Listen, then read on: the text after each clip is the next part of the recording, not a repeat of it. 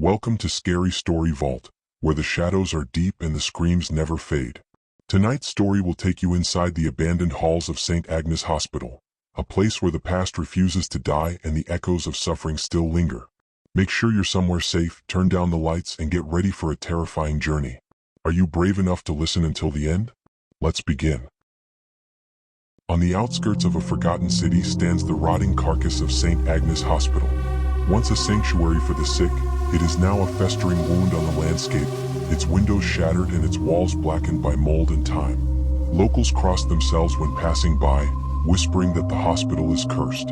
At night, the air is thick with the stench of decay, and the screams of the damned seep from the broken bricks, chilling the blood of anyone who dares to listen. Jenna, Malik, Sophie, and Ryan, urban explorers hungry for viral fame, decided to spend the night inside St. Agnes. They slipped through a jagged hole in the wall just after midnight, their flashlights barely cutting through the suffocating darkness. The air was heavy, thick with dust and the coppery tang of old blood.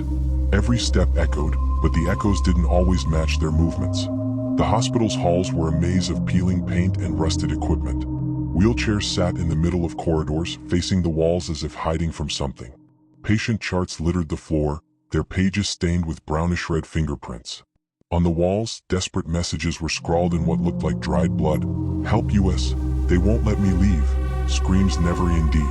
As they reached the surgical wing, the temperature plummeted. Sophie's flashlight flickered, and in the brief darkness, a guttural, inhuman scream ripped through the silence. It was so loud and close that it rattled their bones. Ryan tried to joke, but his voice was swallowed by the darkness.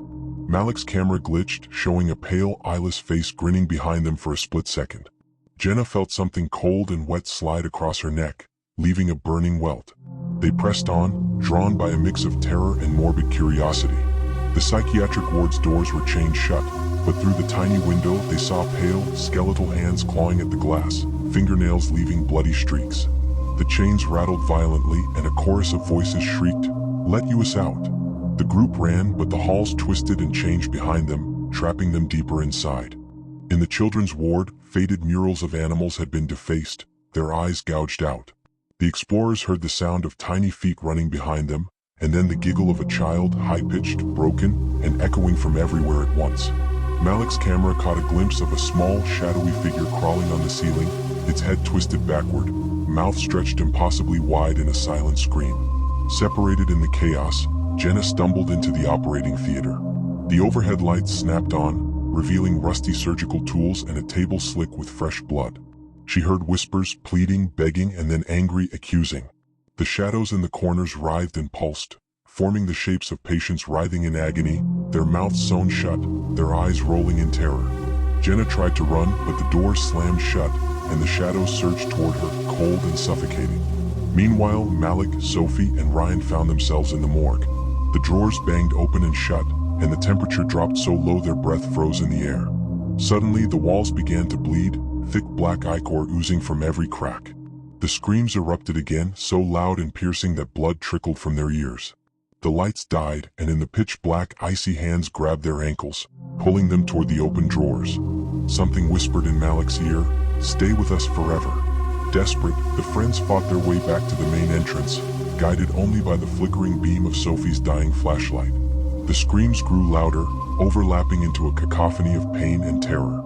Just as they reached the exit, the doors slammed shut with a force that shook the building. Jenna, still trapped in the operating theater, saw a figure in a blood-soaked doctor's coat approach, its face a shifting mass of agony, eyes weeping black tears, mouth opening impossibly wide to unleash a scream that shattered the lights.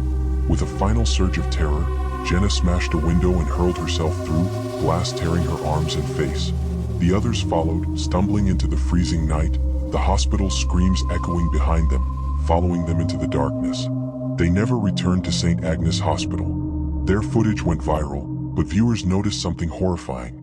In every frame, ghostly faces pressed against the walls, mouths open in endless, silent screams. At night, the explorers are haunted by nightmares of the hospital, and sometimes when the world is quiet, they hear those same screams echoing in their minds, a reminder that some places are never truly abandoned, and some horrors never die.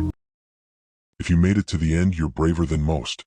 The story of St. Agnes Hospital is a reminder that some places are haunted not just by ghosts, but by memories that refuse to fade. If you enjoyed this terrifying tale, don't forget to like, subscribe, and hit the bell for more chilling stories every week. Share your own scary experiences in the comments, and let us know what haunted place you want to explore next. Until then, keep your lights on and beware of the echoes in the dark. Good night, if you can sleep.